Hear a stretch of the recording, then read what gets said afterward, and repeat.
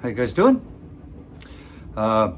If we haven't met, I'm Green Thumb, and we're in my basement greenhouse. I've got a whole lot of new subscribers since springtime, so a whole lot of you never seen in here. This is literally in my basement. I built a greenhouse. It's about 8 feet wide, about 12 feet long, goes right up to the ceiling. Check that out.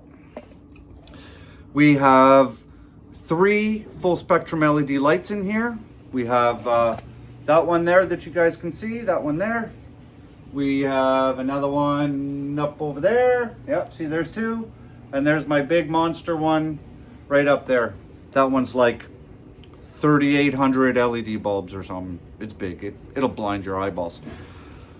So basically, I use this greenhouse down here. I grow food for my family all winter. If you guys don't know, I'm in Ontario. We currently have a fresh 5 inches of snow sitting outside on my front lawn right now. We're not gardening anymore this season, right? But we grow in here. On the wall here, you guys can see, I've got all this trellis netting. It's, you see in the back corner there, that's a 5-gallon bucket full of sand. Weighs about 80 pounds. It holds 2 T-posts. The same thing as behind the camera on the other side. So basically, we take this trellis netting, we cover it in cucumbers, we grow tomatoes, right here, let me show you, hang on. Let's move this around here. In these big old pots, we grow tomatoes. I've had tomatoes run right up and grow into my rafters like 9-foot tomato vines in my basement in Ontario in the middle of fucking wintertime. It's absolutely possible. It didn't take a lot of money to set this up. That big light above me here was the most expensive thing I bought, but a guy named Andrew at Johnny's Genetics sponsored my channel, hooked me up, got me a super sweet deal. If you guys are in the Ottawa area, go see Andrew at Johnny Genetics. He's on Startop Road. Tell him I sent you. He will hook you up with all of your growing needs, everything you need, top to bottom.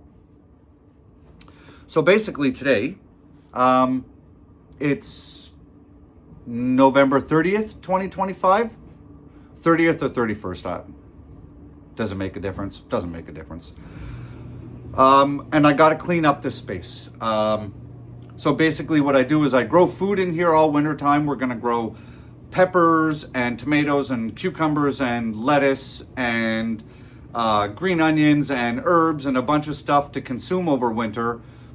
And then come, give or take, January-ish, I start growing next season's outdoor crops in here as well. And it gets packed wall to wall. I use every single square inch in this place.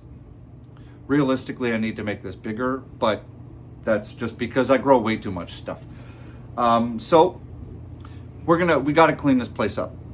So I'm gonna step to the door, which is behind the camera, and I'll pan around so you guys can see what's going on in here, and we'll just kind of give a bit of a run through on what we're gonna do. All right, so this is the space. If you're wondering if you guys want to do this yourself, I'm literally just in the basement of my house. This is painter's drop sheets, and they're super cheap. You can get them at any hardware store, and I have just double stapled them. So you staple it and then you fold it over and then you staple it again. You can see the staples are starting to get pulled out because my kids play outside here with their Nerf guns and shit. That's why. Look at that. These are all from their Nerf guns. Yes, we've had talks. So basically the process, as you guys can see, we've got some leftovers from last year. We have some bags of manure. We won't be using that in the greenhouse, but we do have bags of ProMix. And so to start things off, we need to clean up all the pots, and then we're gonna take this out. So I wanna show you guys something. So I grew tomatoes in here. Look, there's a stem from last year. There's another stem. This is potting mix. That's how hard this stuff gets. Look at that. I barely even made a dent. I'm going to break my finger. This stuff is rock hard. So we're gonna dump this out. We're gonna dump that out.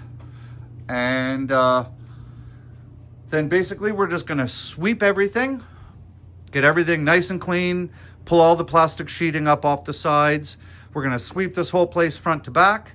When all that is done and everything is removed out of here, and the only thing we have left is just floor space, I've got a backpack pump sprayer in my back room right over there. We're gonna fill it with some bleach water, and we are going to spray this entire place with bleach water because I don't want any mold or mildew that may have gotten in here from last year to take root in anything I'm growing this year. It's always good to start off with a clean environment. It's especially important to start off with a clean environment in a growing space indoors because nature has no checks and balances in here, right? And in a closed off environment, you can have some sort of infestation happen and it gets out of control really fast, right? So that's the plan. So let's just let's clean this place up, and I'm probably not going to bleach spray it only because I'm wearing, you know, street clothes. I'm not wearing work clothes, and I really don't feel like changing. So just know that after everything in here is done, I will be getting my pump sprayer in here with a bleach solution, and everything will be sprayed. Floors, walls, plastic drop sheeting. The only thing that will not get sprayed are my lights and the ceiling. So that's what we're gonna do. So step one, super easy. Collect all the pots and dump any of the junk out. I will be cleaning all these, just like the video I posted the other day about cleaning all your pots and your growing equipment for the following season. So yeah, they're dirty, they'll get washed.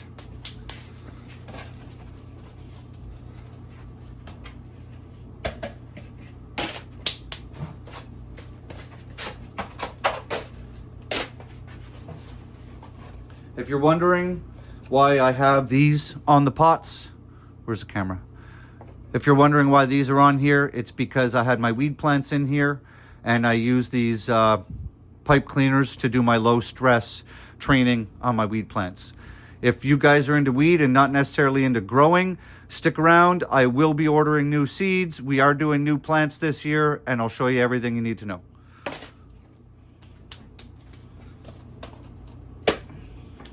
Okay, we're getting there.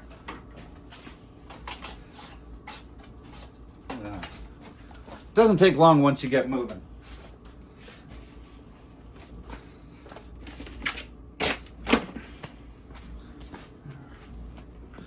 All right, what else we gotta do? We got this big old pot. That can go in there, garbage. Look at the size of that monster, eh? You could bathe a small child in there. I'm not sure what this is, so we're gonna get rid of that. If you guys, check this out, hang on. Fix up my tripod here, it's way too long to navigate. All right, look at this. Tomatoes left over from last year. This is the variety I grew in here last year. They're called green zebras. And yes, they really are yellow and green striped. They're really tasty. One of the problems I have every year is I'm trying to find a variety of tomato that I can grow in here that has specific characteristics that they need to have. And I've been trying to find one for the last couple of years and I haven't found one yet. So I'm always on the search. It has to be highly prolific. I need to have each plant put out a lot of fruit. You know, it needs to be roughly 50 day to maturity type plant, 55 on the outside. I want to be eating off these tomato plants as soon as possible. They need to be big enough to cut slices off for sandwiches and hamburgers, because in the wintertime, that's mostly all my tomatoes are used for. So yeah, so it's got to be a fast maturity plant. They have to be big enough to be sliced on tomatoes. I tried Romas in here last year as well. They didn't work out as well as I had hoped. And I tried those green zebras as well. These fellas right here. They worked out okay, but clearly these are not big enough to slice and put on hamburgers.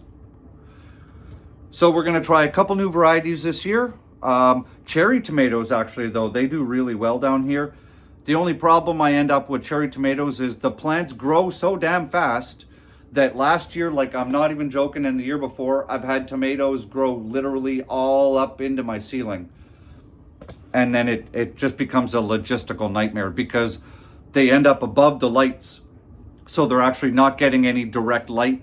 So the plant suffers, and then the fruit takes forever to mature because they're not getting direct light. It's all kind of filtered and reflected off the walls and stuff. So I think this year what we're going to do is we're going to cap the height of the tomato at the top of the height of the plant. So that way the tomato is not going to get taller than the lights. And we should have a better harvest. That's the plan. That's what we're working for.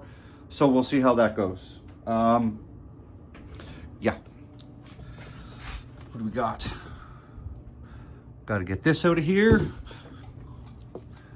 And got to get that out of there. All right. Let's put those with the fertilizers. These are for germinating my weed seeds. I put a little label on them. Yeah. I keep all my old plant labels because I just end up using them again. Especially, you know, like for example, the almas for the paprika peppers. I grow like 20 or 30 of those, so I just reuse these tags. These are cut up yogurt containers. The 1 liter yogurt containers, they just cut them into strips. They make really good plant labels, by the way. And they're cheap because they're free, because we eat like 6 tubs of yogurt a week. Yeah. All right, well, let's get into empty the rest of this out.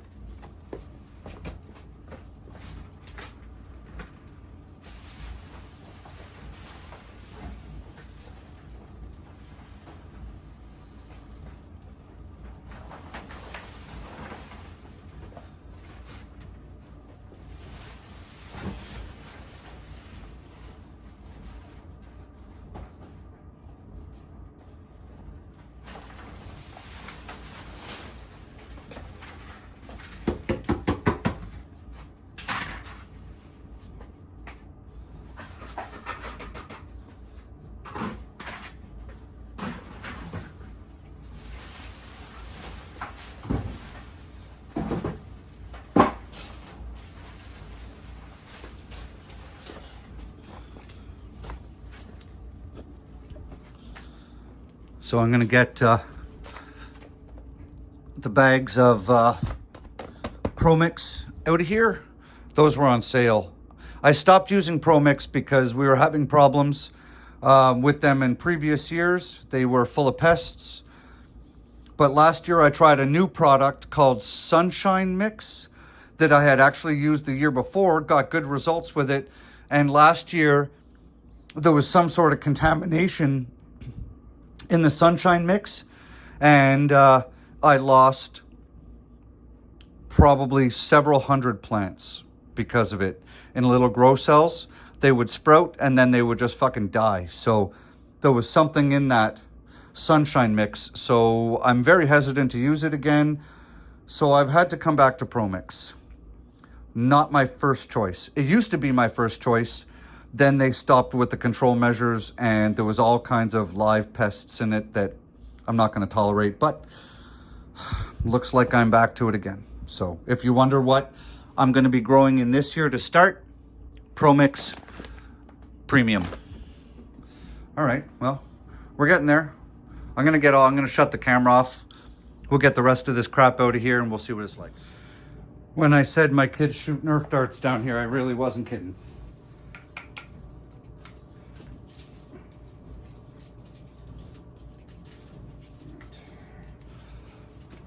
Return those back to the young patriots that I'm raising so they can continue their target practice.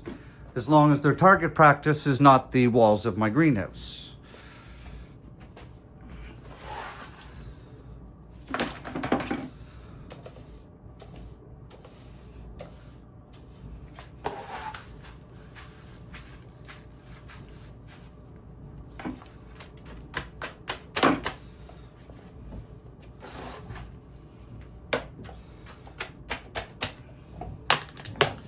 Well, that wasn't so bad. That wasn't so bad. That took 10, 15 minutes. Everything's all swept up. Everything is all cleaned. Check it out. Nothing left in here anymore. Just me and a bucket and some Nerf darts. So, I'm not going to spray this today. I don't want to get into dealing with the whole bleach thing in here currently, so I'm going to do that maybe after supper or maybe tomorrow. But just know that every surface in here besides the ceiling and my lights will absolutely be getting a bleach spray. I'll start at this back wall and I'll essentially just work my way out the door. And if you're wondering how I made the door, so we have one drop sheet, right? We just cut a slice in it. And then behind it, I have 2 layers of vapor barrier, and that's just also just tacked up to the ceiling. No, you can't see it. No, can't see it. Anyways, it's tacked up to the ceiling too, so the vapor barriers or the drop sheets are not going to make a good door, and we really want to keep the humidity in here. So a couple of sheets of vapor barrier acts as a door. There's nothing on either side. You can just basically just push your way right through. And that traps all the heat in here. It's, when all the lights are on, it's at least 30 degrees in here. And if you guys are wondering, have I had mold issues or anything in here? Look at the ceiling. If there was mold, there would be mold on that wood, right? No mold. For one reason, see, I didn't close the top of the greenhouse at the rafters right up there, so there's lots of airflow in and out, and that goes into my laundry room on that side up there, right? So it can move, air can move and flow through. That door I showed you was not sealed, and I always have a fan in here just moving air around because you always want a bit of air movement. So this will be my 4th winter, I think, in here. And the only problems that we've had are spider mites and thrips and bugs, basically, that has come from the soil. So we've never had any mold problems. Let's keep it that way. Airflow is important. And yeah. So if you guys are new and you want to see how much food I can pack in here, and I guarantee I can pack more in here than you think is possible, because I've done it. So if you want, subscribe to the channel, give me a thumbs up. You guys should consider setting something like this up for yourself. I mean, you don't have to buy expensive lights. You can buy lights like this. That's a Mars Hydro. And I think that light was $150. This one was, I think I got that one for $99. Look how thin it is. It's like as thin as a dinner plate. It's basically a piece of glass with light bulbs in it. You don't have to invest a lot of money to set up something like this to be able to grow food in. You don't have to spend big bucks. You have to make sure that your lights are full spectrum though, or your flowering fruits and vegetables will not flower fruits and vegetables. It's okay for lettuces and spinach and green onions, stuff like that, but you need to get full spectrum if you're going to grow anything other than essentially a green. So right now there's massive online sales for Black Friday. I'm sure you could pick up some hella good deals. Just a thought. So have an awesome day. Next video you see will probably be me in here putting seeds in soil. Not a guarantee, but that's probably where we're going next. Have an awesome day, guys. See ya. Bye.